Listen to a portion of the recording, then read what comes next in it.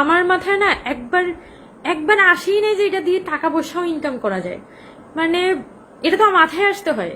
আমি মুখপাত্র হওয়ার পরে প্রথম আবিষ্কার করছি যে এইগুলা দিয়ে লোকজন আসলে নানান কিছু করতেছে, লাইক টেন্ডার বাণিজ্য করতেছে, তদবির বাণিজ্য করতেছে, ডিসি নিয়োগ করতেছে, তমুক জায়গায় তমুক অমুক কাজ, তমুক জায়গায় তমুক কাজ, এগুলো নাকি অহরহ করে বেড়াচ্ছে। এগুলো হচ্ছে আমি মুখপাত্র হিসেবে যাওয়ার পর জানতে পারছি। তার আগ পর্যন্ত আমার না এগুলো নিয়ে আইডিয়া ছিল না যে এগুলো আসলে করাও যাইতে পারে।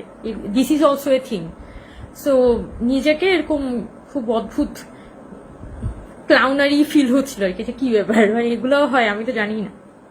তো কারণ আমাদের আসলে কখনো দরকারই হয় না, আমার কখনো মাথায় আসে না যে এগুলো দিয়ে টাকা পয়সা ইনকাম করা যায়। কারণ জুলাই আগস্ট তো একটা lived experience. So why in the earth এটাকে আমি হচ্ছে একটা মানি মেকিং মেশিনে পরিণত করতে যাব। বাট আনফর্চুনেটলি সেটা হয়েছে, খুবই কমন, খুবই রেগুলার বেসিসেই হয়ে আসতেছে।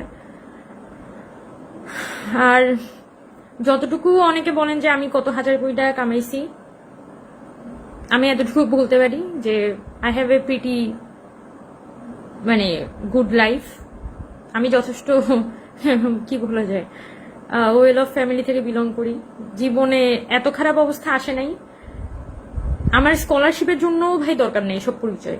যদি কেউ মনে করে থাকেন যে হ্যাঁ হ্যাঁ হ্যাঁ ও তো এখন গিয়ে বিদেশ যাবে, ভাই আমার আল্লাহ আল্লাহ আমাকে সিজিপিও দিছে, ভালো কিচ্ছু লাগে না। আমার কাছে ভালো সিজিপিও আছে, আমি ভালো সাবজেক্টেও পড়ছি। যদি আমি মনে করি যে আমার একটা ভালো স্কলারশিপ লাগবে, I can get it by my self.